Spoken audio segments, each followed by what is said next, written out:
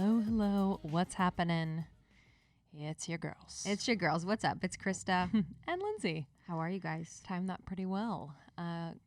So glad you're here, as always. Thank you for being a loyal listener of Almost 30. And if you're new, welcome to the show. We've been doing this thing for, what is it now, 18 years? It's about 18 years. Coming around the bend.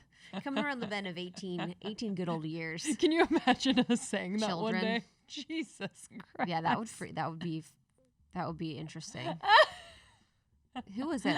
There's a friend that kind of is making a pivot, or someone I saw that I know is making a pivot, and I was like, you know, it's so interesting because you see that happening, like, oh, they're pivoting. That's so interesting. But you're like, yeah, that's what happens. That's what literally You've been doing something for 6 years, and of course you're going to do something else. Who has never pivoted? Honestly. I thought that. I was like, oh, that's very interesting that they're doing that. And then I was like, yeah, I mean, what? You've seen this person online for 6 years. I know. I'm trying to think it's like, who's the painter? Bob Ross? Is that his name? Yes. Yeah. Never pivoted. Just does his It's thing. true. There's something to that, to be honest. There's something to just being a Bob Ross of the world.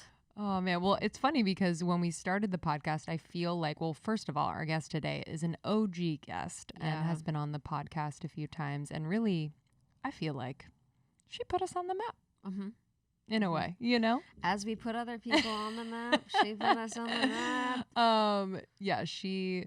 You know, we put people like Jay Shetty, Glennon Doyle, all these people on the map. Yeah, people know about them now.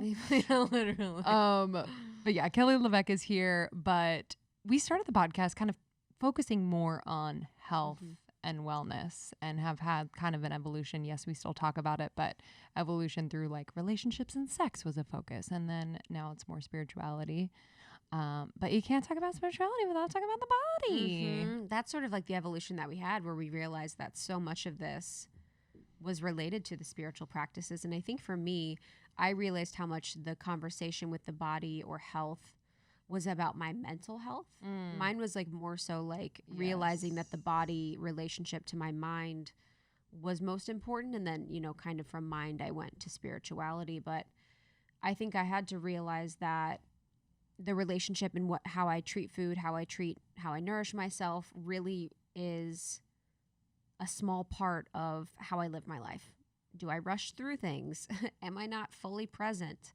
Am I not being mindful? Am I not being conscious of my eating or what I'm doing? And I think it's just been like a microcosm of how I approach life. Definitely. I definitely notice I noticed the connection between food. Food is so interesting for me. I feel like my family used it as the glue at times to kind of bring us together, which is beautiful to think about. But there was also this like big focus on food that actually translated into like in my teens and 20s being so hyper focused on food in general, whether I was restricting or whether I was like just going wild and crazy and not really caring. There was this kind of like always a loop of thinking about food. And I do think it's because growing up, it was just such it was a comfort. It was a way to feel like home, connected. And so I actually sometimes would notice myself get anxiety around people not caring about like food and a meal as much as I did. And now I'm like I'm less focused on that, but it was like an interesting thing where I'm like, why don't people care about this? This is what brings us together. We're not like, it was just an interesting thing that I noticed about myself. And then I noticed that a lot of people in my family like use that as a way to really connect, soothe themselves, you know? Wow. And people caring, it's like what does caring at a meal mean? So like I love the like ritual of like coming together and like going out to dinner and or making or cooking food. And I have a sister who like just doesn't really care. And it's like very just like, whatever, I don't care. And I would kind of take it personally. It's a very bizarre thing, but I don't know. It's very, I think food lives at the center of a lot of our relationships, interactions, things that we do on the everyday. And so to your point, like this microcosm of like the bigger and what's happening and how we are is very true. Yeah, it's interesting when you peel back the layers, and Something I'm working on is at therapy, we've kind of gotten to the point where now we're sort of in the body. We were working on other things last year, and then now we're sort of on that tip where we're working on the body and uh, food relationship. And she actually specializes in eating disorders. So she works at a clinic. So she's actually a specialist in eating disorders. So she's like in the pocket right now with what we're working on. But I realized how much shame I felt when I nourished myself. You know, I think in our family, no one really nourished themselves. Like no one like ate food and was like, yum, I deserve this. Totally. Everyone was like, oh my God, I'm terrified of this food. Yeah. It's going to make me feel gross or whatever the experience was. And so now relearning to like nourish my body and that it's okay, you know, and there was some experiences that I had when I was younger, just in our family, some things that happened that really prevented me from feeling like I totally deserved to nourish myself and sort of just moving through food very quickly. It's like you think about food and then you'd eat it for a minute and sort of want to move on. And so that's why I eat so fast. That's why I'm just not as conscious when I eat. And so I'm trying to really work on that. Definitely. I feel like conversations with people like Kelly, you know, in the life of the pod have really helped me to just like appreciate that, appreciate nourishing myself and why the like learning about what your specific body needs are, especially related to like your lifestyle, if you have hormone imbalance, etc., is just so important. And I think was kind of that missing piece for me in order to feel really peaceful around eating. Like I think there was that like 20s era where it was like, okay, I eat food in order to reward myself. You know, like I either work a whole day and then I get this huge dinner and I'm just like not even paying attention. I'm just rewarding myself for all that I've done throughout the day. Or like after a night of drinking, it's like that comfort and it's that sense of reward as well. But really understanding like what my body needed has just made me feel, more comfortable around food in general. Yeah. Yeah, it's such a thing. I mean, it's nice to not be in college or high school where you're around people like that. You know, you're kind of solo more, which can be better for some people, I think, to sort of heal that relationship with food. And even being home, you know, everyone being home so much could go both ways. You know, for some people it could be incredibly hard, and for others, you know, it could have been helpful. And I think I've seen that in the community where some people are like just really thriving by cooking at home, kind of being more mindful of what they're eating. And then some people have had a really hard time with quarantine as far as like diet and nutrition goes. Yes. Yeah, I'm curious to hear, you know, people out there what your journey has been, especially over the last year. You know, if you listen to this episode, feel free to DM us on Instagram.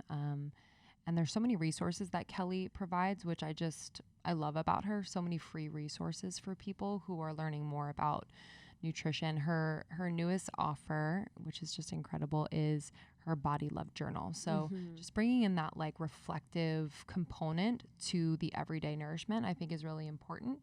At least for me, I don't tend to write down things, but when I do, I remember it better. It just like solidifies and crystallizes the whatever I'm working on. Yeah, and in the journal, one of the prompts is like write down everything you're thinking about related to food and your body. So it's kind of like a dump for like, I'm feeling, you know, comfortable today. I'm feeling gross, or I'm feeling like exhausted, or I'm feeling this about my body or my experience. And I think putting that on the page is really powerful. So we have the journal, and I've been working through it, which has been really nice. I have my morning journal that I work through that has my dreams and everything like that. And then have a focus on the body one has been really powerful. And Janine Roth, who has Women, Food, and God, she has various books that I really recommend for anyone that's struggling with body and eating. She has a really beautiful journal as well that I find to be incredibly helpful. So Kelly's is incredible. I think Kelly's is more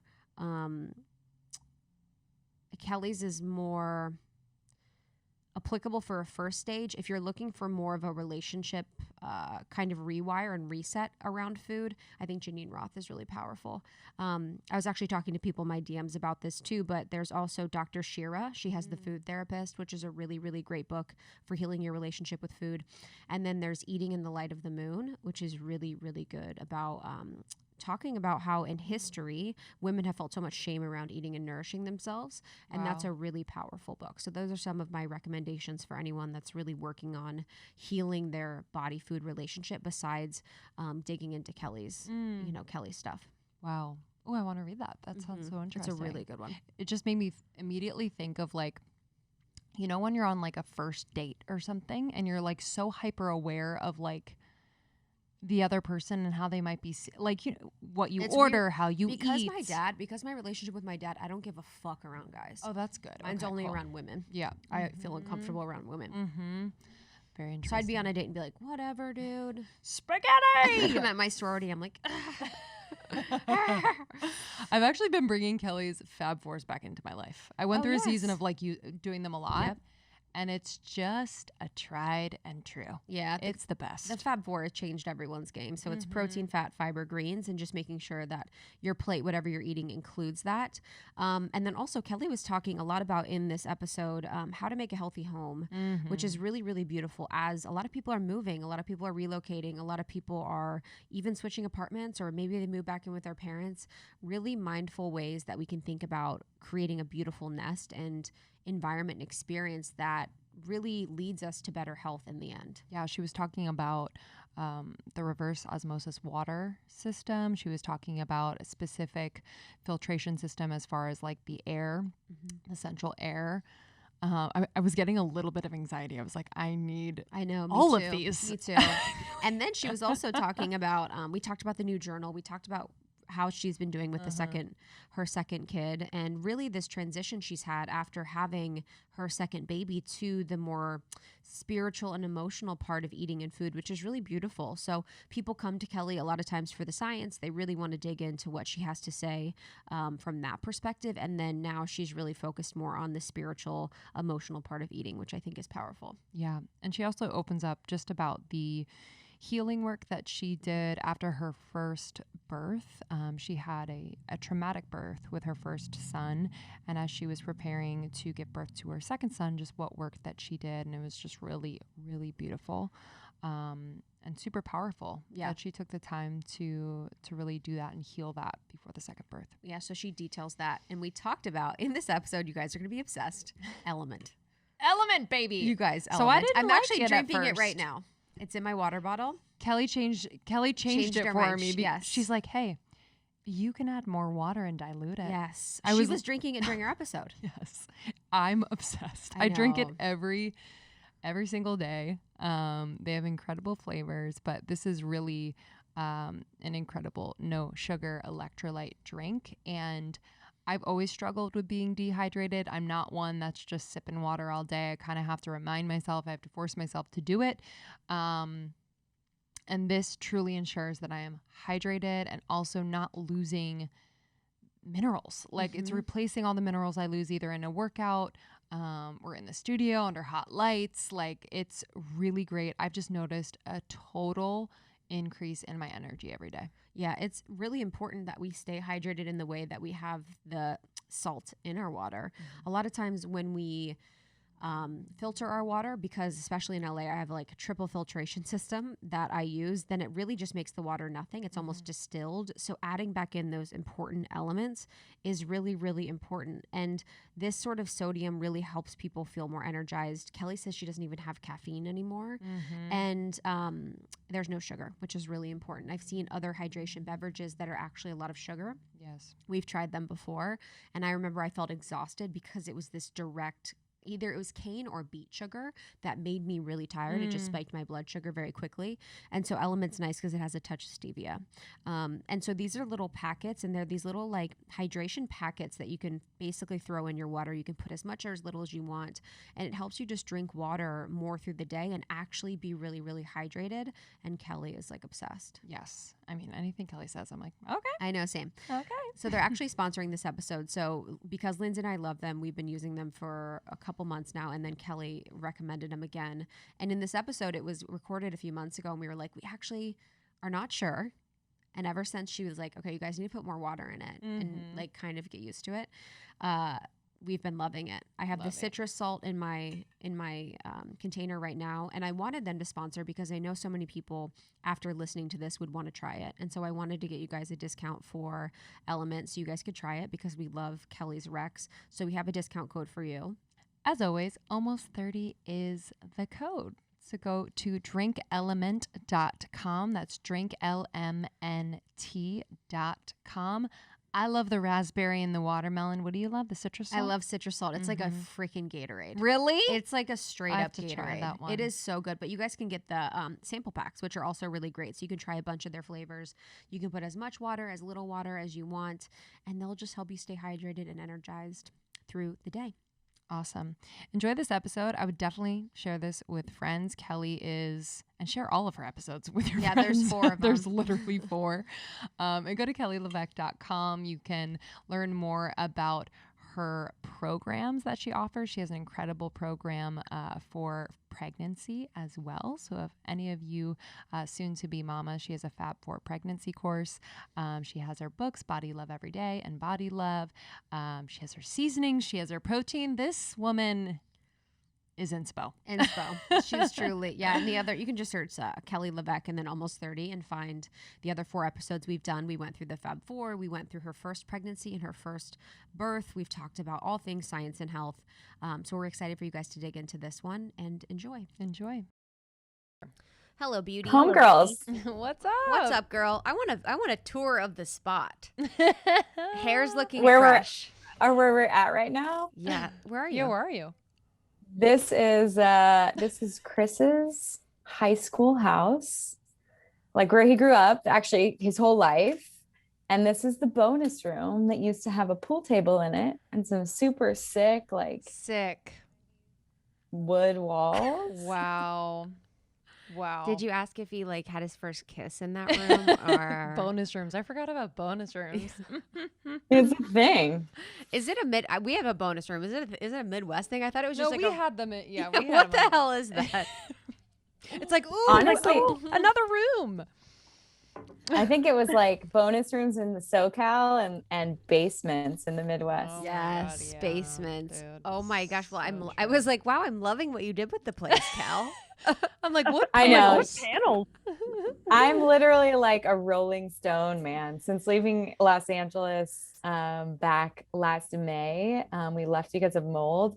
We rented like a beach house, and then I moved into my my in-laws' house. We actually put an offer in on a house this weekend. And I just got the call that we're like up for a counter offer, and the realtor thinks we're going to get it if we agree to the terms. Wow. Babe, I cannot wait.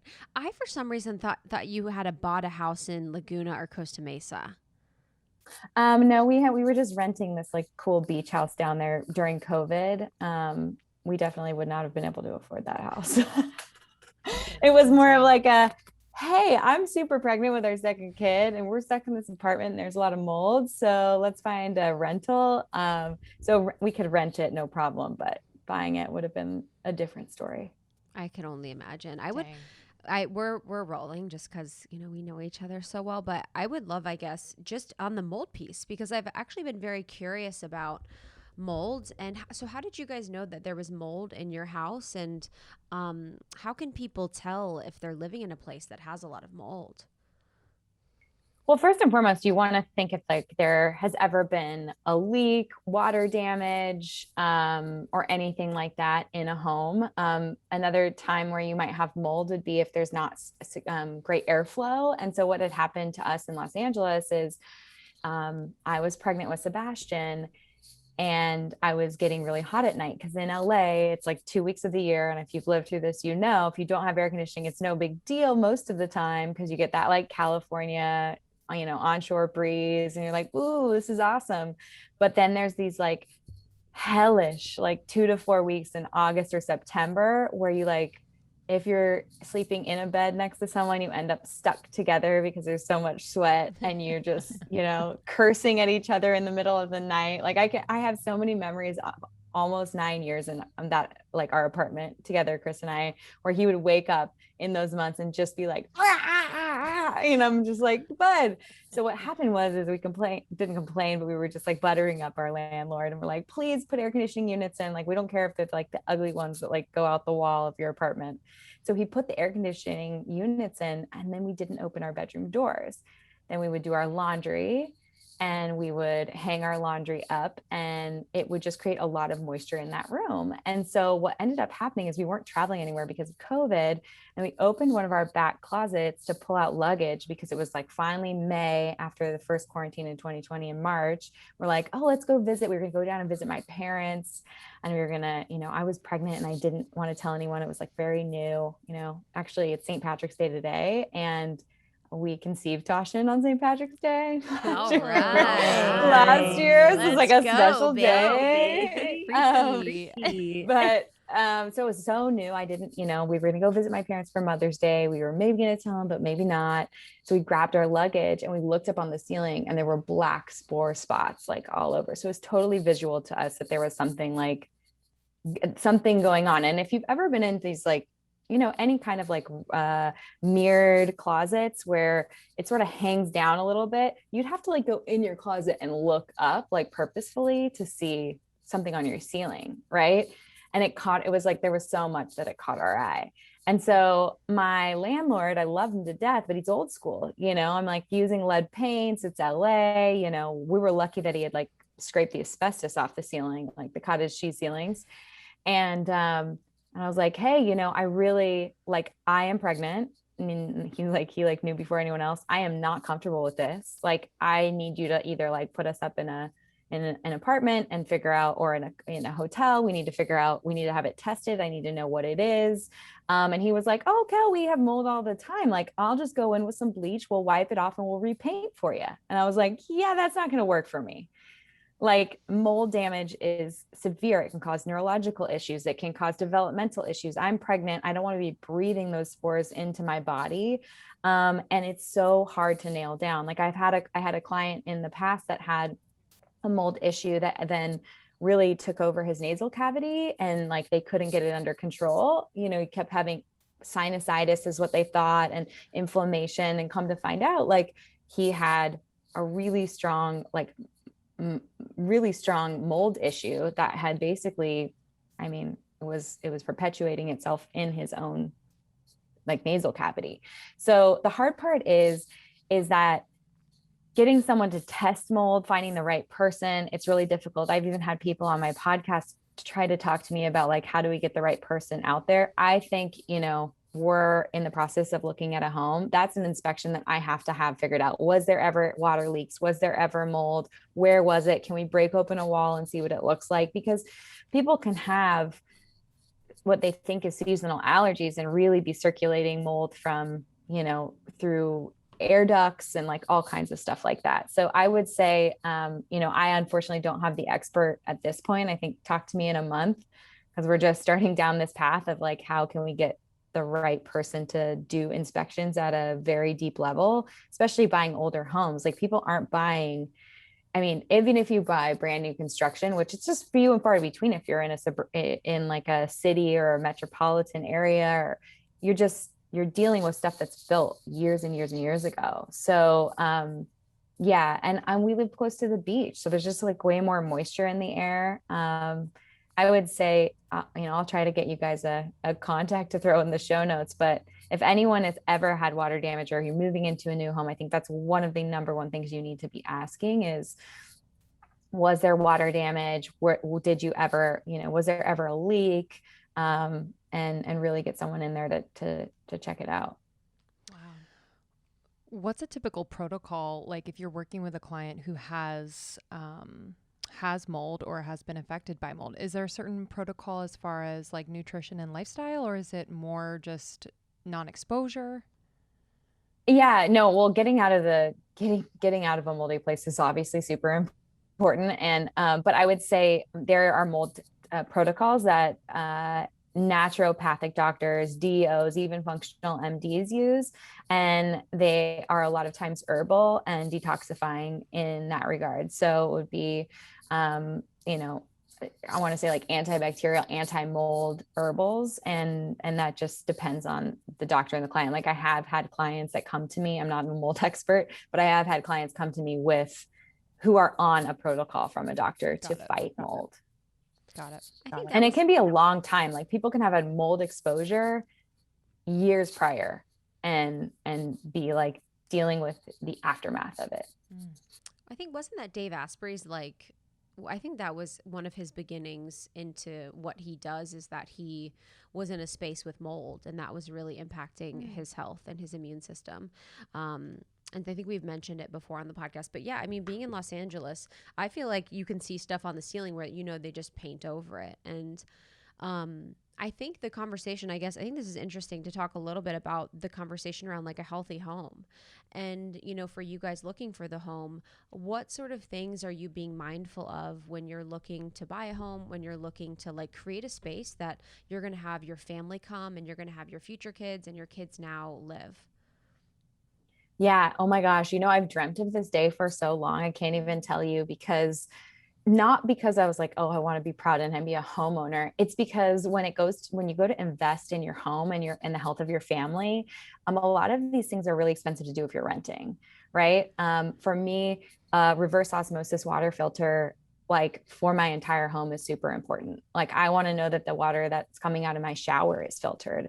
Our water is full of fluoride, it's full of chlorine. And when you talk about taking a hot shower, if you're not Wim Hofing and doing ice cold showers, if you're taking like a normal temperature shower and you have that steam going on, or you love to take baths, like to think about your skin is the largest organ, and to be soaking in what could be, toxic is, I mean, like, I don't want to say that because I don't want to fearmonger. I don't want people listening to be like, great, I'm never going to take a bath or a shower. Do I take baths and showers? Absolutely. But to think that I could filter that stuff out and not have any chlorine and stand in the steam of my shower and breathe in that steam, and get the beauty benefits of hydration and steam and all of that without any side effects, like sign me up. I'm for sure getting, my all the water for my home filtered. I'm going to do HEPA filters and air filters throughout my whole home. That's really important to me.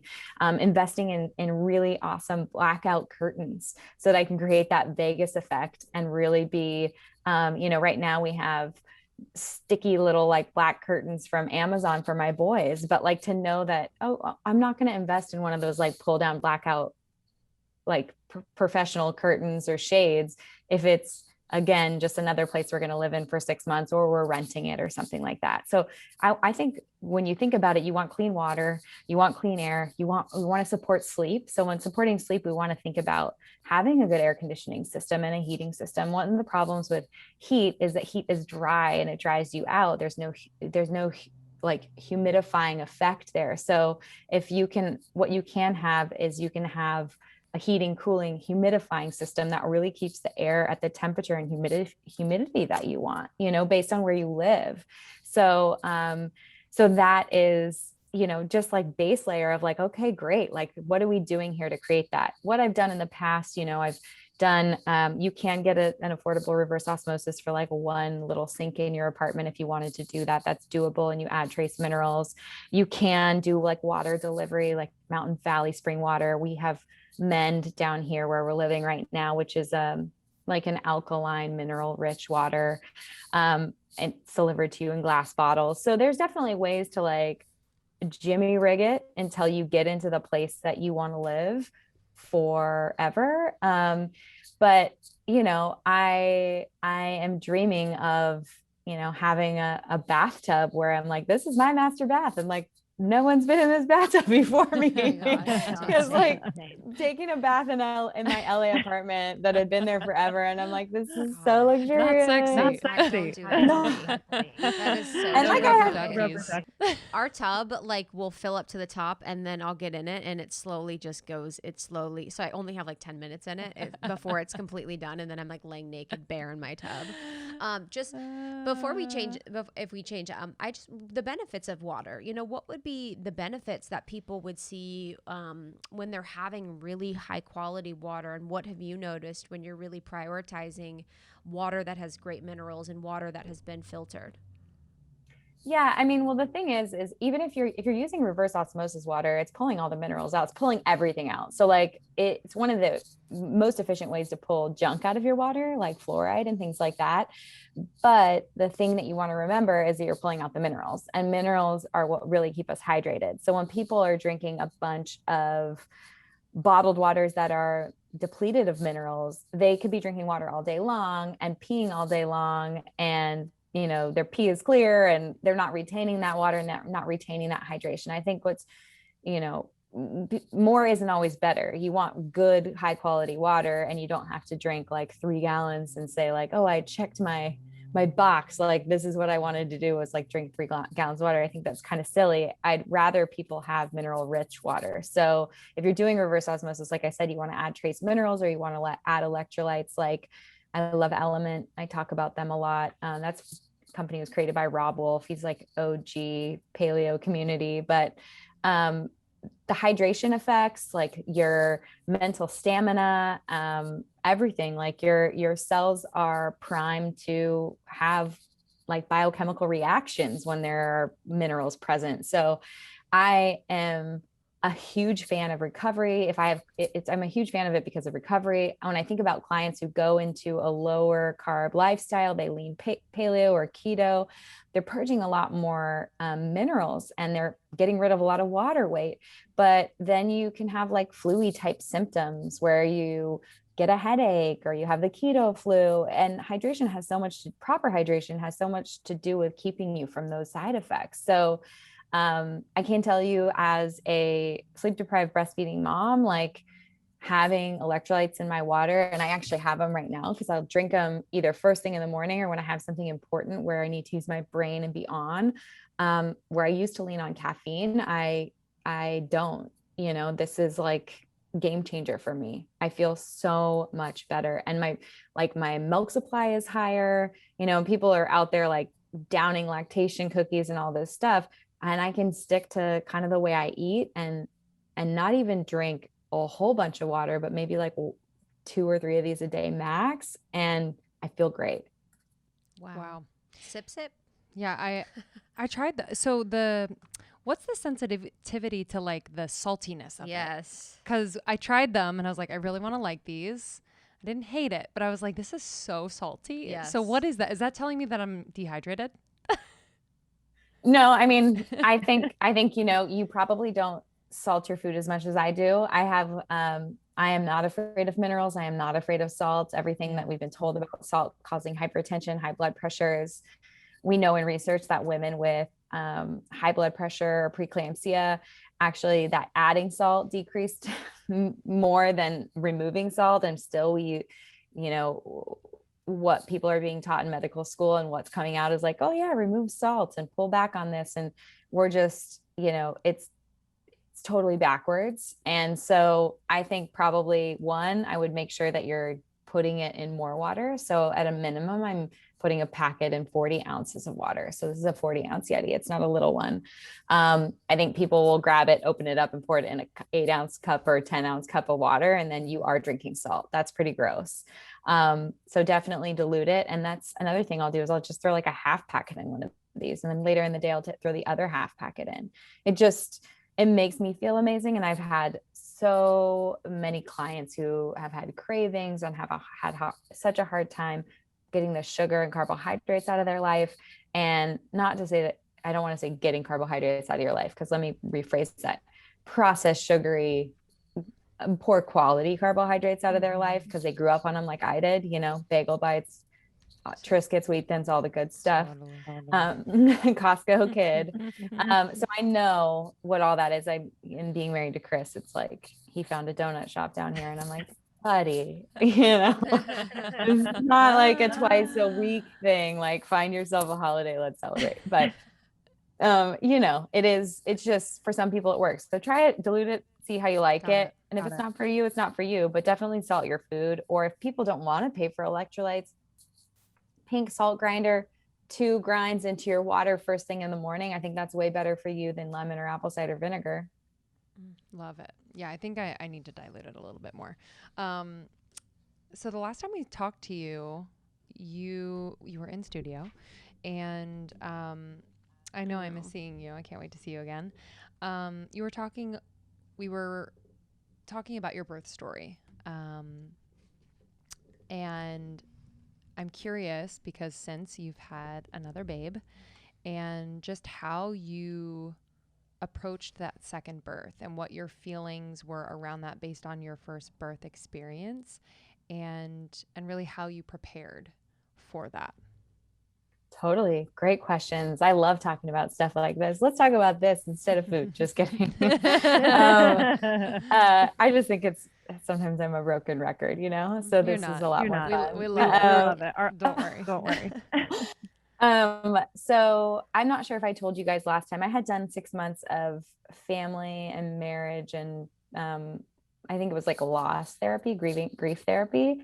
And I did about 6 months of it with a traditional therapist post Sebastian. And I was like, okay, like this has kind of run its course. Like I kind of just feel like I'm picking the scab and it's scarring up, but I don't know necessarily that it's not fixing anything. And I don't need things to be fixed, but I was introduced to a man named Dr. William Suey, and he's actually on the Goop and Health stuff on Netflix, or their series. He's on the episode where they talk about psychedelics.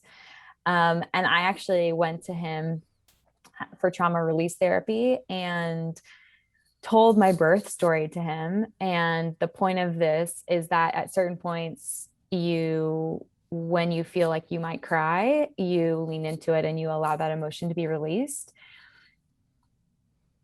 It was the most life-changing thing for me in that moment, and consolidating that trauma, because what ends up happening to people is they are in a really scary, hard situation and they may be a really strong, resilient person. And I mean, when Sebastian was rolled out of the room, I remember bawling when he hit my chest, but when he was being rolled out of the room, I was consoling Chris. I was like, it's okay, babe. It's going to be fine. He's going to be fine. He's going to be fine. I didn't cry. I didn't process that emotion. Like tears rolled down my face, but it wasn't like the movies where you see someone lose a child or go through a trauma and they're scream crying. Like I didn't have that experience. Like I was making sense of it in the moment and and also like really just shocked. Mm-hmm. So that natural human response of like releasing the pain and shaking through something like that traumatic. They say that animals in nature that go through a trauma, they walk away from the situation and they shake to release that energy and they howl or whatever it is. And like, I didn't have that experience. And so what this trauma release therapy is for people who can dip into something like this or be open to something like this without psychedelics, because the process of psychedelic, people talk a lot about psychedelics, whether it's like psilocybin or, ayahuasca, if that's how you're processing something, people can go do that to process this. But if you're open to it, it's being open to releasing those emotions. And that's what I was open to. And I was just kind of like at the end of my rope. I was like, I wanted to get pregnant again. I didn't want to take this like anxiety and fear into my next pregnancy. I wanted to kind of just free myself more of it than talk about it. And so he brought me in and I told my birth story, and he would stop me and he played a ancient like Indian instrument, from India. I don't know what it's called, but it's sort of sounds like what I think you would hear in, I don't know, like a meditation retreat in India or something, but he's playing the instrument. And he's just told me when you felt like the emotion bubble up and you felt like you might feel like you might cry, I'd like you to like lean into that and be open to crying.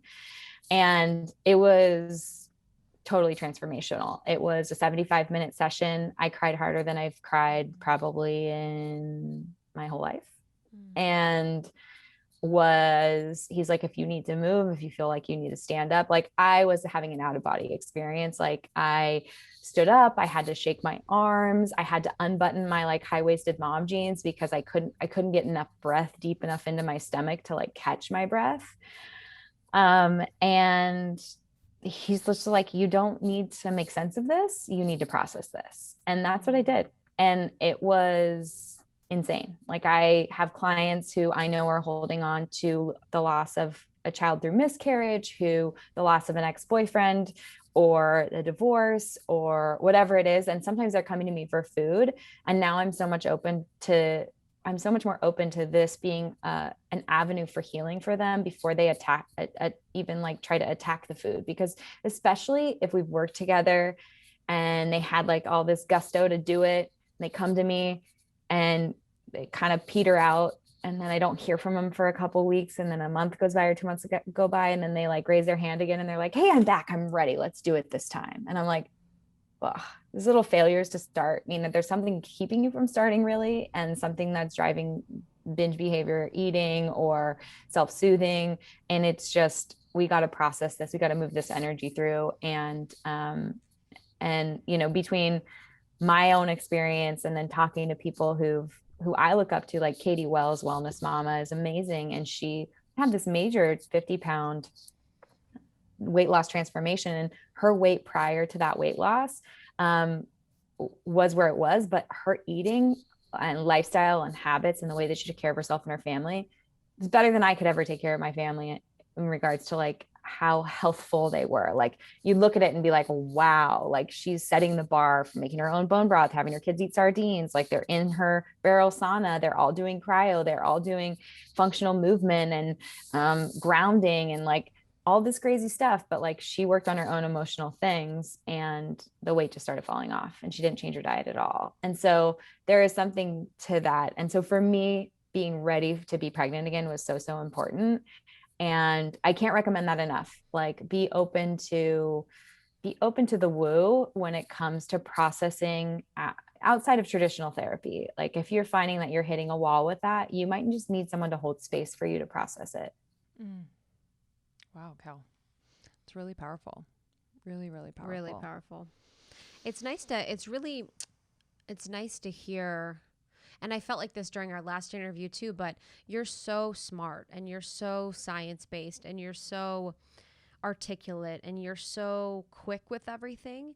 And this just feels like such a beautiful softening, and it feels like such a beautiful part of you that's like, it's really beautiful to experience. And I'm just so thankful, you know, that you were able to do that. And then have that element to incorporate with your clients, because I know for so many, it's so important. You mentioned that a lot of people, when going through something like you went through, when they're processing, they self-soothe or they overeat or they binge. Did you experience anything related to food and diet that you caught yourself doing, or what was your sort of the way that you were processing your emotions? What was that experience like for you? Yeah. So I would say that I wasn't necessarily self-soothing with like food or alcohol or anything like that. But I was definitely throwing myself into work and shoving that stuff down. And it's weird because I, you know, obviously went through a pregnancy, and someone might just be like, oh, she had a hip pain after her first pregnancy. And I just felt like I had like more knots and more physical ailments. And it's interesting because a lot of people that work on me, whether it's like a massage therapist, they'll ask me like how I am and how I'm doing. And I from the outside and just in my brain, I feel like I process stress really well. Like I'm like, I got this, like got this. I feel like really positive all the time. But people who touch my body are always like, you might be fine, but your body is carrying this for you. And whether that's like the tightness in my hips and my calves and my ankles and my neck, like it's in my body. And the awareness of that for me is important. That is, you know, I've been told that a number of times, but just realizing more and more that like I need to make and create space for the processing of that, whether that's trauma release therapy, whether that's breath work, whether that's massage, like especially as I continue to have children, the time I have for myself, it becomes encroached upon, and I am the keeper of and the preserver of my self-care. And self-care changes when you're a mom, it really does. But it may be that I just have a masseuse that's my thing. Like I haven't had my nails done in almost 2 years now, friends. Like it's that for me might just be like that masseuse comes to my house every 2 weeks, and that's my thing. Like that and my healthy like clean water delivery. Like I got clean water delivery for Christmas this year because I knew if those bottles started coming that I would drink more, that I would enjoy it more. And so creating an environment, a space where you're protecting that, I think is so important. And just, I mean, we just all need to keep evolving. Like I am diehard science and I love that, but we in a decade of practice with clients, we're just so much more complex than that. And so I do like to break down rules for people, like the anti-nutrients thing, lectins, phytates, oxalates. Like, okay, that stuff might work for someone for a little bit, or, lifestyle diets or intermittent fasting now and keto. Now are you OMAD, one meal a day? Like, I mean, things are just getting like, we all need to look at these as tools. And in the same way, like, let's bring in all the other practices and look at those as tools. I think you guys have always done a really good job on this podcast of interviewing people and exploring all these different facets of how we can take care of ourselves and grow. And so I look to you guys as like thought leaders in that, and opening people's eyes to other modalities of healing. Appreciate that, Kel. Thanks, Cal Dog. Yeah. Sometimes we get so overwhelmed. We're like, okay, we're going to try that now. I know, honestly. It can be like overwhelming. But yeah, I think the different perspectives, especially as it relates to self-care and nutrition, because I think people can be so excited to hop on like the newest trend to see if it works for them. And yeah, it can be not, it could be dangerous, but I just think it could work against them if it's not for their particular body or needs. With your pregnancies, like, I guess for anyone that is wanting to get pregnant or pregnant now, I guess as far as nutrition and supplementation, I'm curious if there's anything that like you found while being pregnant that was super helpful, and maybe something that people aren't necessarily told as kind of like a mainstream tip. Yeah. I mean, well, I don't know. I look at pregnancy nutrition like I look at nutrition. I mean, did all of us maybe got a class in high school, maybe, of nutrition? And then we're expected just to like know how to take care of ourselves while our parents are out there listening to the diets and the fads and trying to feed us right growing up. And then it's the same with pregnancy nutrition. I don't think there was ever a class on it. It's like, great. I know, I don't know. I know calculus, but like, how come I don't know how to balance my checkbook and like buy food for my family? And like, I don't understand my ovulation or how to get pregnant or what I should be doing or how I should be eating or how I might feel. Like, I think there's a lot of surprises for people when they go to get pregnant. Like they think, oh, I'll just get off birth control and I'll get pregnant next month. Like there is so much to be taught to women about their bodies so that they feel empowered. And I'm so thankful that there are things like podcasts now where people, and books and people coming out and sharing this information. But yeah, if someone's looking to get pregnant, I would say if you're on birth control, I would consider, well, first I'd go listen to the podcast I did with Dr. Sarah Hill. And if you guys haven't interviewed her, definitely put her on your list. Think about getting off birth control because people's ability to bring their cycle back varies woman to woman.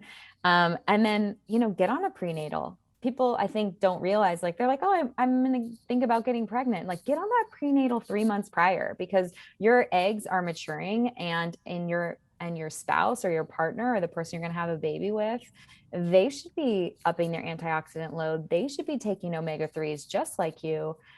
So there is definitely responsibility on both parties when it comes to creating an embryo, because you're talking about sperm and egg quality, and both are play a major role. So if you're like eating, grass-fed proteins and all the produce and taking your prenatal and going to bed early and getting sun and yada, yada, yada, and your partner's out there raging and smoking weed and eating fast food. I mean, my husband isn't like raging and smoking, but like he was eating fast food. He's bad back Chris. And I care about the quality of my, of the embryos, the babies, that the future soul little, I mean, they're loves, like, obviously, like, you just want the best for them. So I think people are surprised. So males and females should definitely think about their nutrient intake. They should definitely think about decreasing things that create oxidative stress in their body. And it's 3 months prior, like it's 72 days or something on average to even have prior to conception where that sperm's being developed. So they are responsible as well. So get on your prenatal. And then antioxidants are interesting. Like they're things that we should up prior to getting pregnant. So these are things like curcumin and CoQ10 and the things that they tell you to like fight oxidative stress. But I would stop taking those in the first trimester of pregnancy. They're going to make you really nauseous. Like your body doesn't want to be attacked by things that create some type of cellular response, right? We want to kind of lean into the mundane and boring eating. And that's, I think, there are some theories out there as to why people are nauseous in their first trimester. It's a sign that you're pregnant. How would they have known back in the day? Like it's, it's to keep you from eating things that might create a foodborne illness. Like they want you to eat, your body's trying to eat plain things, but every pregnancy is different. I had absolutely zero nausea with Sebastian. I felt like $1,000,000. I was taking a prenatal very seriously prior. I was fat adapted. I was dipping into keto a little bit because I had had a miscarriage prior to Sebastian. So I was like, forget it. I got to get my act in gear. I'm going to line up my nutrition. I'm going to like kind of ditch this puff that I had put on with my miscarriage to like re-prepare my body to try to get pregnant again. And, like I was dialed with him and I felt like I wasn't depleted. I had good nutrient status across my B vitamins, specifically folate, not folic acid. Folic acid is a synthetic form of folate. Most people have MTHFR, which is a gene mutation that keeps them from being able to make folic acid folate in their body. And to prevent neural tube defects, we need folate. So, definitely, I think brands are getting on board, but some of my favorite prenatals are Seeking Health, Full Circle, Parallel. I mean, I like Ritual, but I don't think that they're anywhere near optimal levels when it comes to nutrient load. But I do have clients that literally are so nauseous in their first trimester or they like are anti-taking pills. They like can't swallow pills. And so 2 is better than 8. But it's prepare your body by upping your nutrient status, because I look at my pregnancy with Toshin and I found out I was pregnant with Tosh. I weaned Sebastian on April 16th and I peed on a stick on April 17th and I was pregnant, which I was like, ready to go. That's sort of a bummer. It's exciting. I wanted to have a baby, but like no days off. No days off. Wow. What happens? This is a weird question. What happens to your boobs? Like, so you're weaning, but you're preparing for another baby. Like, what is that like? Well, so it's totally a lie that you can prevent pregnancy 100% by breastfeeding. I think people think like, I'm breastfeeding, I can't get pregnant.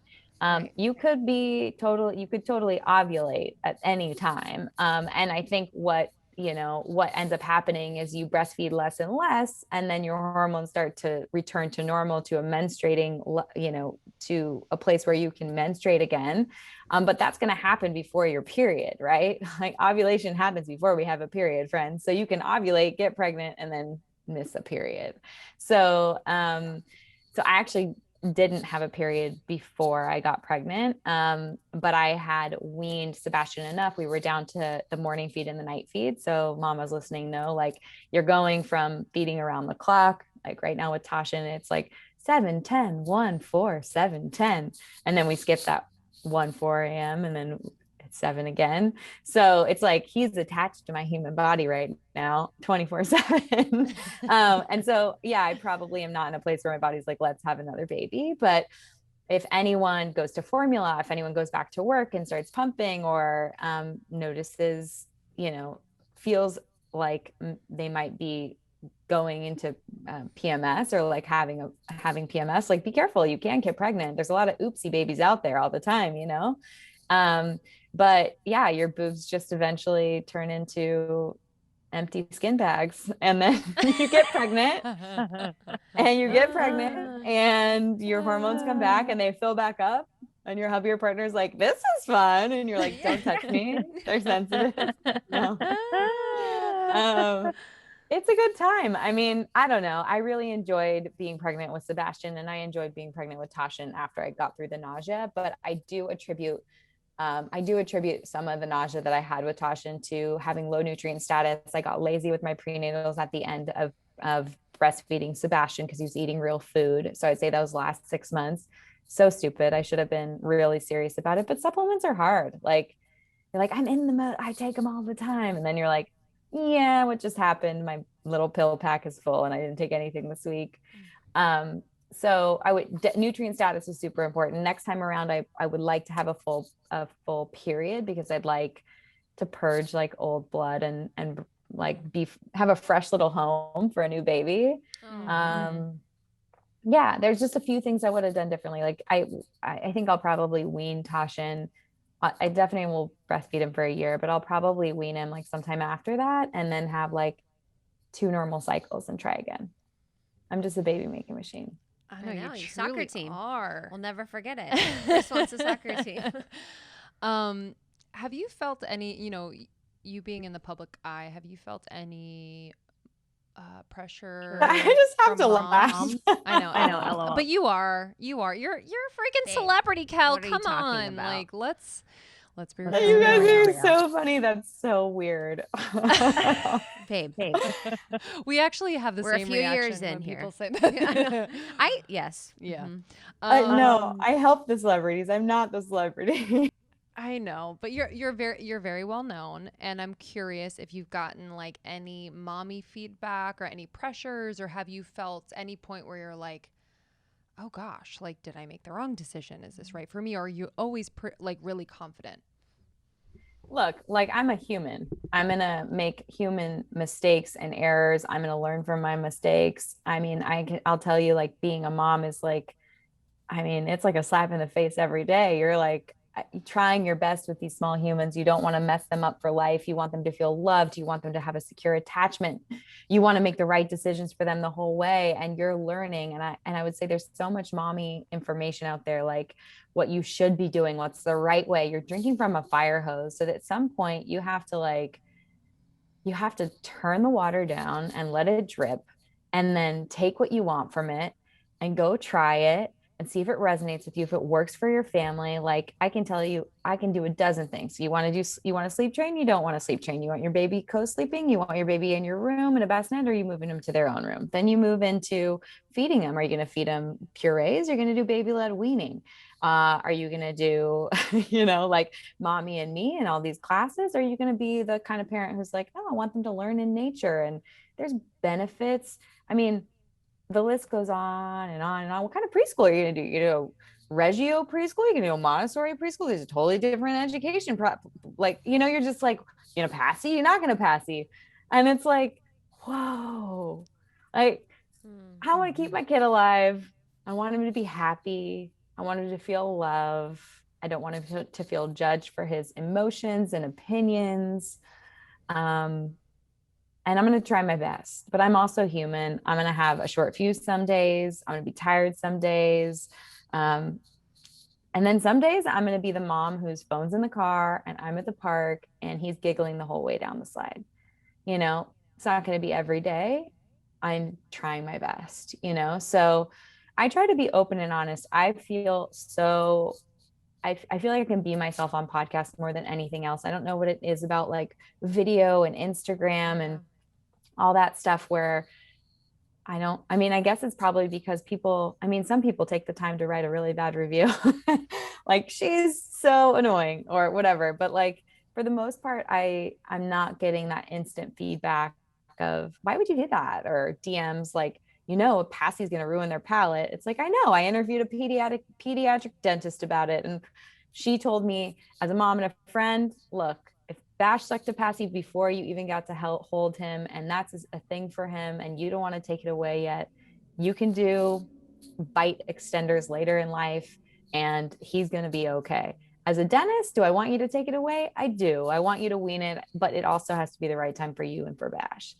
And so I'm not going to stand up and say passies are the right thing to do, but I'm going to tell you as a human and as a mom, like, I watched my child hooked up to more tubes than anyone would ever want to see a small being be in a cold box and be handed a passy, and he literally started sucking and showing life that I am not taking it away from him. And if he wants to take it to college, I could give two-ish. You know what I mean? So it's like at some point you have to tap into like who you are as a mom, who you are as a woman, who you are as a wife, and you have to stop letting other people make you feel bad about it. Preach. Beautiful. One of the, yeah, you as a wife, I actually want to talk about this with Chris. So, because he's the Bad by Chris and because he has his own eating ways and he's with someone that is so knowledgeable and regimented, I guess, how do you allow him to just be himself? You know, what about, because I know there's a lot of women in our community, and this is why I'm asking, that often ask about, how do I talk to my partner about spirituality, or how do I bring my partner on board, or how do I kind of like have the conversation or like feel like we're in alignment with our partner on certain topics and issues. So what's your relationship with Chris in that way, where you really allow him to sort of be who he is, eat how he does, and just be in relationship with you during that? Yeah. Well, I would say that, we've been together since 2007. So he's grown a lot as a human and I've grown a lot as a human, but um, he is who he is. And, if Chris wants to jump on DoorDash or Postmates and get himself a pizza, I'm not his mom, nor do I want to be nagging him. And I want him to be attracted to me. I want him to have sexual energy with me. Like, I think the minute we start nagging and narking and making someone feel bad about their choices instead of making them feel empowered when they make positive choices, it's a complete relationship shift. And so for me, what's more important is that he feels empowered and proud of the choices that he's making. And that's kind of like how I want to approach it with my kids too. So it started early on in our relationship where I would make us food and I would make a smoothie. And there are days when I make dinner here and Chris toasts up frozen bagels, and they may be gluten-free everything bagels and Kite Hill cream cheese, and I'm not keeping that around for him, but he eats dinner with us and he eats what we make. And then if he needs to eat half a jar of peanut butter with Lily's chocolate chips and or whatever's around, like that's okay. I'm not going to be like, why are you doing that? I can't believe it didn't keep you full. Blah blah blah blah blah. Like it's more about saying like, hey, I see that you like bagels and cream cheese. Why don't you try this and like let's see if we can level up, and if it's no big deal. Does he still go get himself a bagel with cream cheese? Like, yeah, but I can't tell you it's been weeks, if not months, because he has access or he has something that kind of like scratches the itch for him. So for Chris though, like I can't make barbecue like the barbecue joints and I can't make pizza like the pizza joints, and I'm not going to take that from him.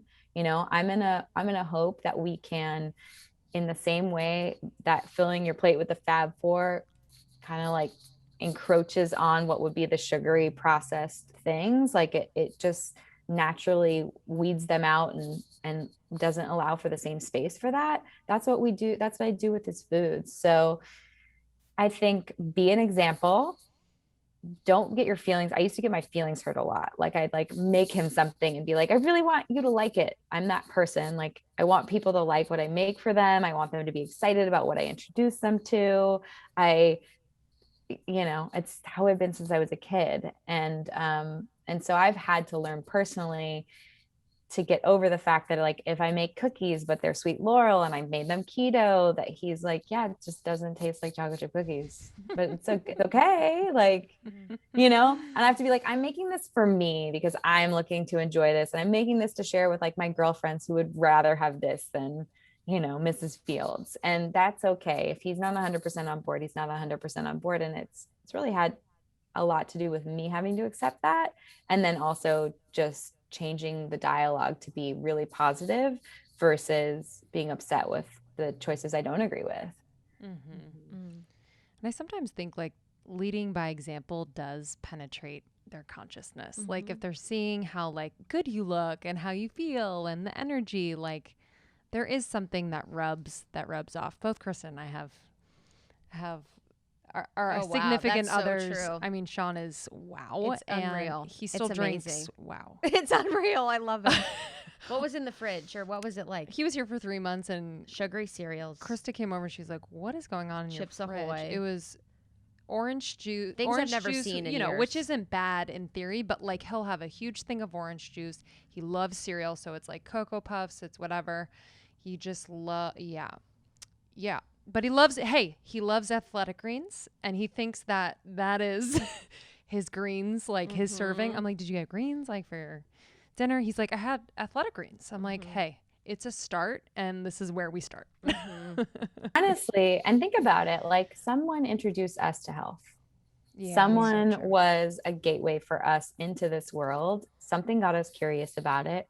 And so I would not stop trying. I would not stop introducing them to things. Like I look back at living in LA and taking Chris to Erewhon, and that, I mean, that is like the Mecca, right? But to have like turmeric coconut flour chicken fingers, and for him to be cool with that versus like some drive-through, or they had orange chicken that tasted like PF Chang's, like, but made in a different way. Like having options obviously makes it a lot easier. But even if you're, you know, we have since like moved out of LA, you know, I'm close enough to drive in, but it's more of the typical fast foodie type delivery if we're down here. And so we did find a place that is like the Organic Tree, and they have like juices and smoothies and salads. And literally we started doing like green juice date, where I like get this like avocado coconut smoothie, and he's like, I want a green juice. And I'm not going to be like, well, don't get the apple in that because that's going to spike your blood sugar. Like,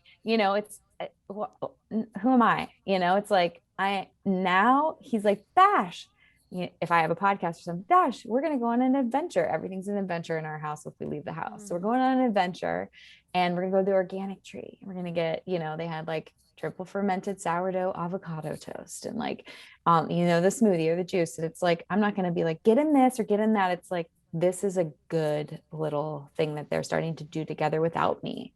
I'm so impressed. So it's like, you know, give it time and praise it.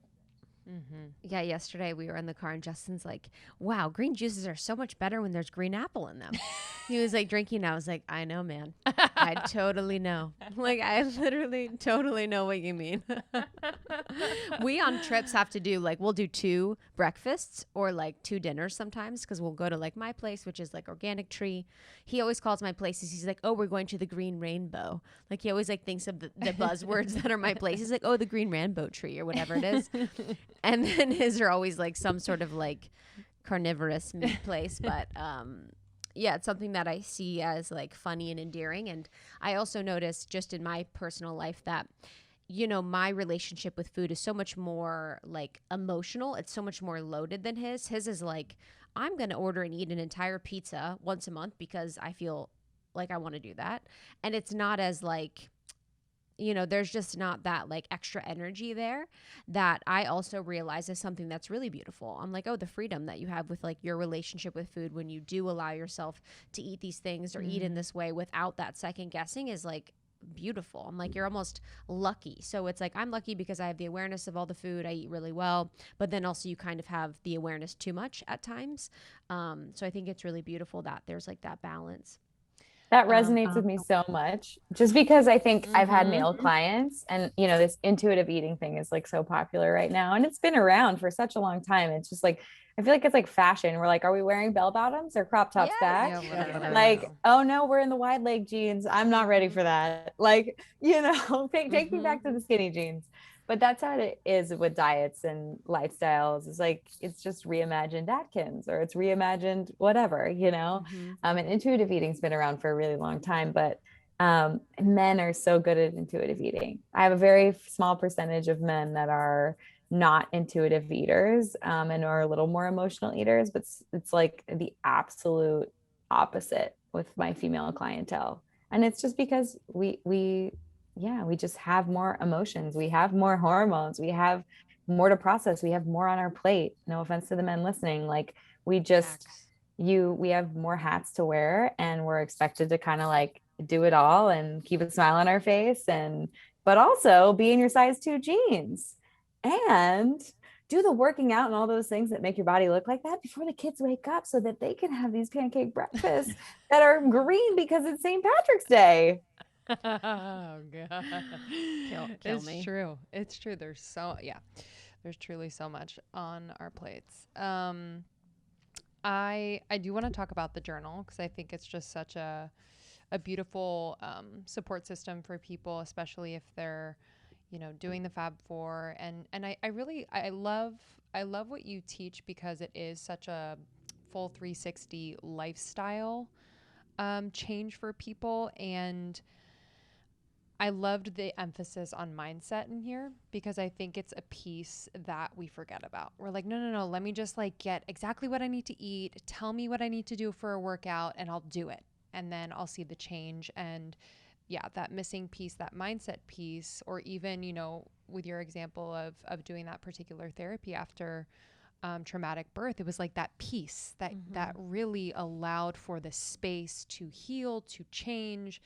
So can you just kind of describe what the non-nutritional pieces are of this practice of what you teach that you've included in the journal, like the positivity tracking?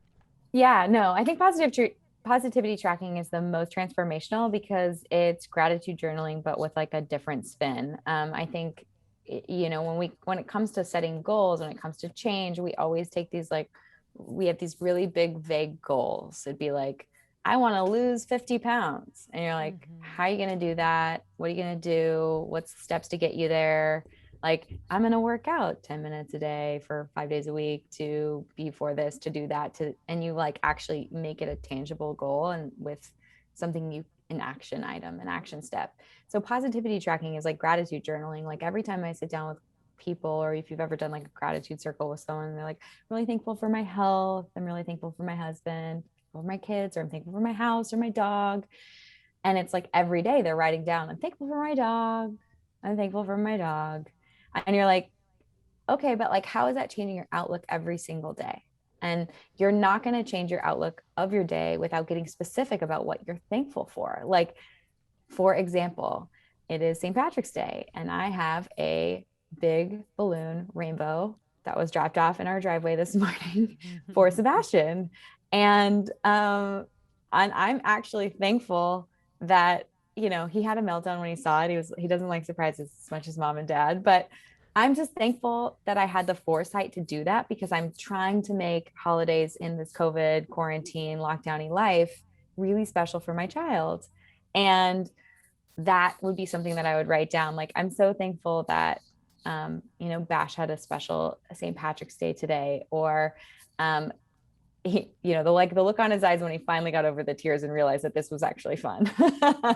And then you might say, like today, I'm really thankful that I had the time to connect with Lindsay and Krista. I haven't seen them in so long, and they just they give me so much, they provide me with like so much juicy energy and excitement. I just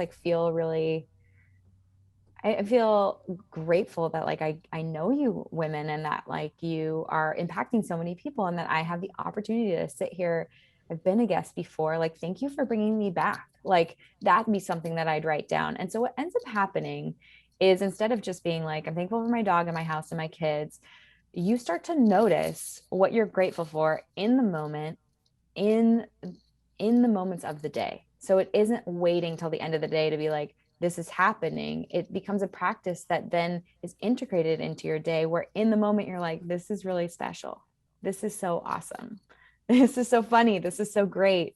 And you actually end up start to feel positive about things that aren't so great, like teachings, learnings, like it just changes your view on life. Like, another thing, that maybe will resonate with people is that if you have these type of moments, then you start to notice, like, I really like the taste of this coffee, or wow, what a beautiful sunset. Like, it doesn't have to be these big things. It's like we start to really feel thankful for specific things, and then those specific things present themselves day in and day out. And during COVID, I will tell you, it was life-changing for me. Like, everyone is talking, there was so much negativity in 2020. And I really felt like I was feeling grateful and thankful for the things like we used to get in our car and drive from Brentwood all the way up to Malibu because that Whole Foods was bigger. And we were worried about, all the amount of people in the grocery stores in LA and wearing our masks and like disinfecting everything when we got home and doing all that. And what we would do is we drive to Malibu, and it was a 30-minute drive with Chris and Bash and me in the car up PCH. And we got out of our little small apartment. And I used to be so grateful for the days we went to the grocery store. And then I was like grateful for having like big aisles in the Whole Foods in Malibu to be like, wow, what am I going to find? And what am I going to make? So I was really finding the silver linings throughout the pandemic because of this practice, so much so that I felt it was like important that I reached out to my editors and that we did something, we created some way to create positivity through journaling in a very specific way.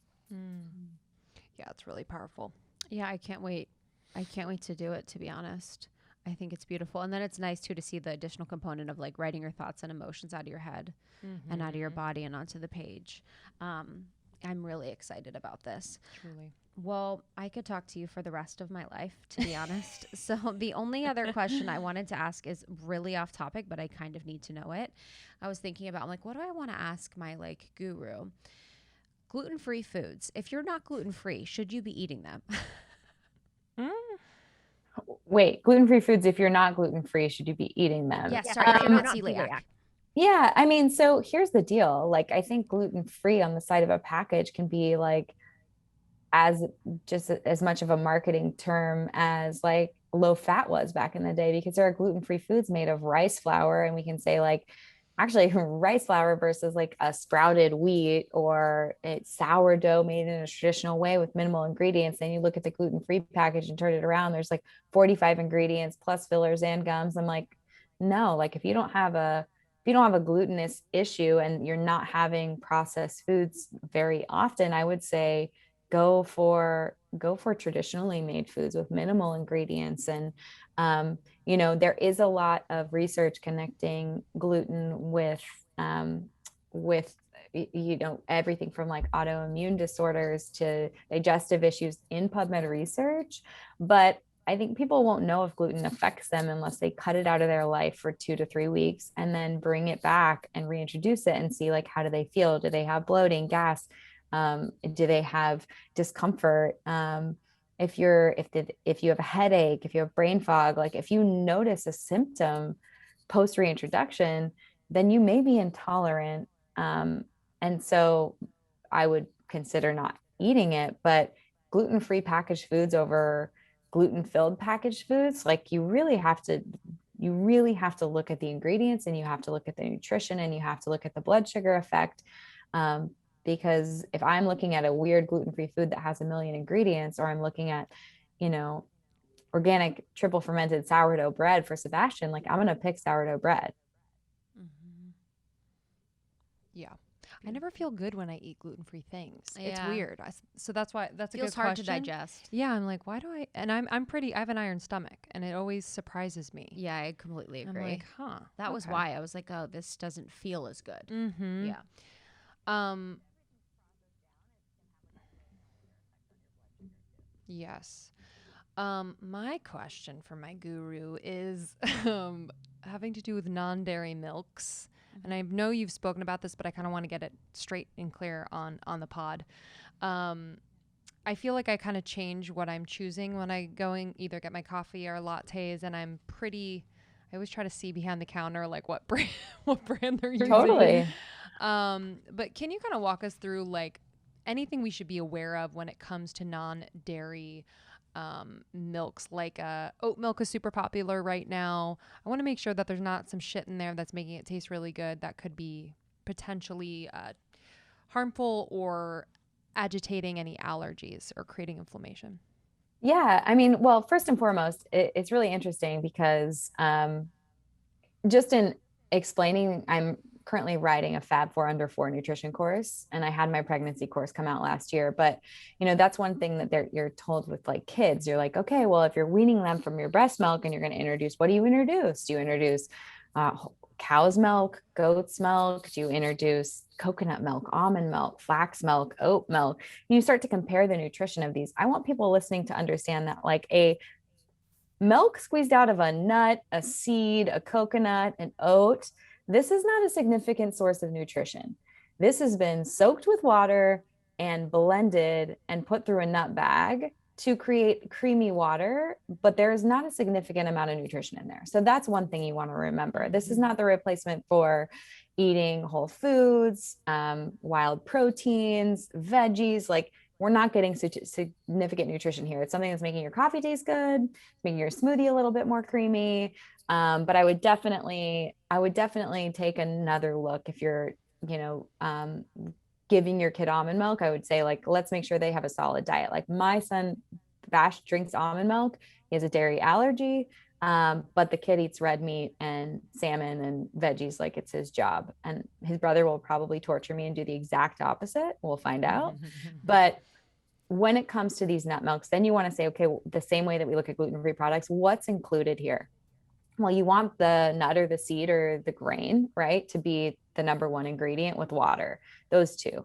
Then if it's a cleaner company like a Malk or a Good Milk, or I think, a lot of these companies are now starting to come out with just the ingredient and water, because that's really all they need. Maybe they add a little salt, a little cinnamon. You don't need much more than that. But what they want it to do is they want it to look pretty, right? So they want it to look uniform. If you were to pour it into a glass, they don't want separation. So to create that milk look when you pour it from a container, they're going to use gums, emulsifiers, or fillers to do that. And that's creating that milky color in the glass the minute you pour it. And when you pour it in your coffee, you're not going to get like the weird separation. If you've ever used a clean almond milk in coffee, you immediately see like chunks of weird small almonds sort of floating in your coffee. That's actually how I know that the almond milk is probably cleaner, is that separation happens. But the problem is, everyone got really excited about oat milk. I always go back to the source. Yes, it's not a significant source of nutrition. So we're going to pull that nutrition piece off. It's for fun, right? It's for fun. It's for an alternative. It's to eat cereal if that's what you want to do. It's to pour it in your coffee, right? So then we have to look at, well, what is it mostly? So oats mostly are processed, when they're made into oat milk, it's sugar. It's a processed carbohydrate. It's going to create a blood sugar spike. Whereas coconuts are going to be, they're going to have some carbohydrates, but they're going to have MCT fat in them, right? Then you look at nuts and seeds like almonds and cashews and hemp. You're going to get more of a complex macronutrient profile of protein, fats, fibers, carbohydrates, sort of a thing. So you're not going to have as much of a spike from almond milk versus an oat milk, right? Then we got to take a deeper look at what's going on in the oat milk world. Grains can be a little more inflammatory. A majority of oats are sprayed with glyphosate, so their pesticide residue is higher. And people use oat over almond because they want to save water, right? And they say, you need so much water to make 1 cup of almond milk versus oat, right? If someone's worried about the environment, I recommend flax milk. Malibu milk is a phenomenal milk. Flax doesn't need to be pollinated. It's friendly to bees. So bees aren't getting covered in pesticides. We're keeping the bee population, great. If you eat flax, they don't even need to water it. It grows from rainfall. So that's another great thing.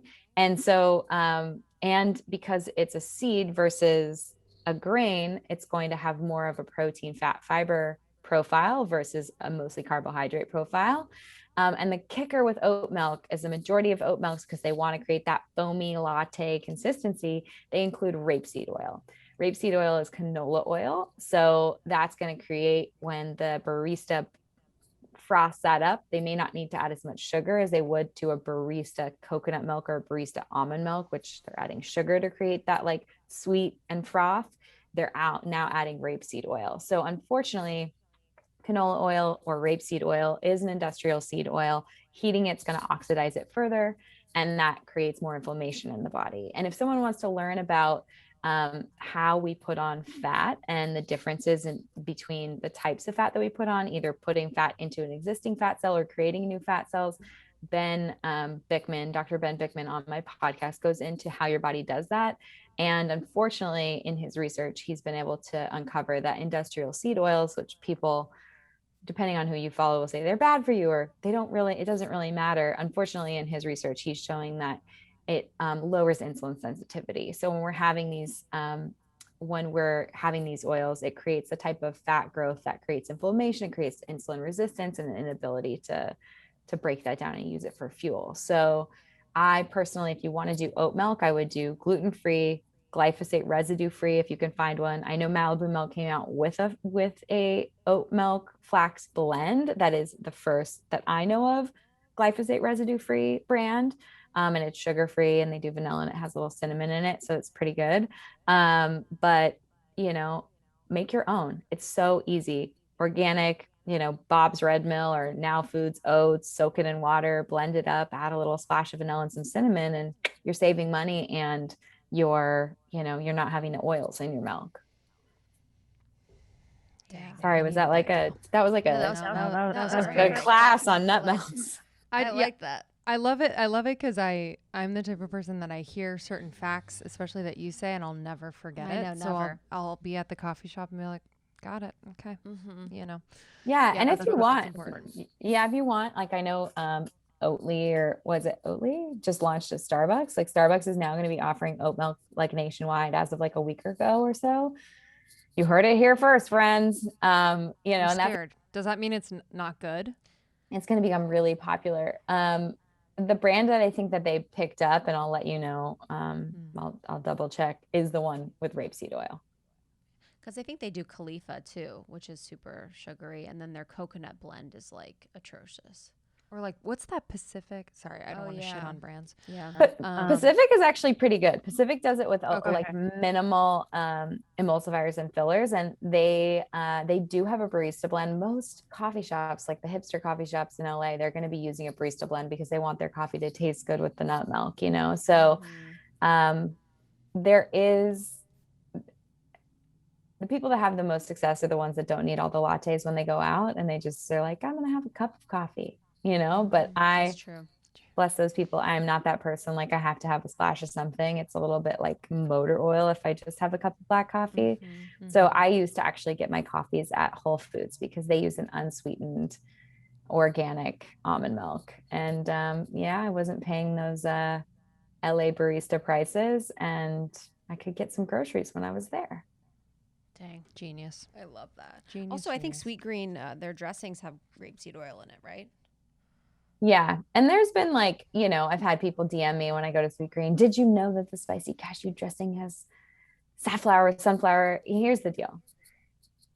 I am never going to be perfect. I am going to knowingly make decisions to enjoy something without feeling bad about it. And that's what you need to ask yourself. Like, I think we control the controllable, meaning do your best to bring the clean stuff into your home because that's where you're eating the most often. And that is where you're feeding your family. And that's where you're grabbing things. And if you can do that, then when Chris orders barbecue or pizza, or we get takeout, or I want a latte out, I'm not enjoying this almond milk latte because I know there's sugar in it and I'm a bad person. Like, why would I get it? Like that, there's no joy in that. Like, please do not live that life. Like, I am here to tell you that tomorrow there's going to be a new thing that's here to kill you, a new thing that's toxic, a new thing that's bad for you. So every time we learn something, we take it in, we decide, how can I make a few personal changes in my life, in my home and outside of my home, that may allow me to elevate with this new information. But in no way am I here to make you feel bad about your latte, because I'm just here to teach and allow people to take that information and try to edit their life, not 100%, but like 80% of the time. Yeah. That's great permission, Kel. Love it. Can't wait to see the new crib. I know. Praying for the house. I'm excited for you. Praying for the house. I'm honestly. And then the courses and the protein, it's so funny. It's like, this is beautiful. I think everyone wanted for you, and you obviously did it because you're such a smart, savvy business person. But everything that you have just feels like, oh, this is exactly right. Like all of this is exactly right, and feels super intuitive. So if anyone wants more, we've been on Kelly's pod. Kelly has a pod. Kelly's been on maybe 4 times now. So you can go from the very beginning to the show. And you can find her on Instagram, Be Well by Kelly. You can find Body Love, and then the Body Love, a journal out right now. Yeah. And where can people get your protein?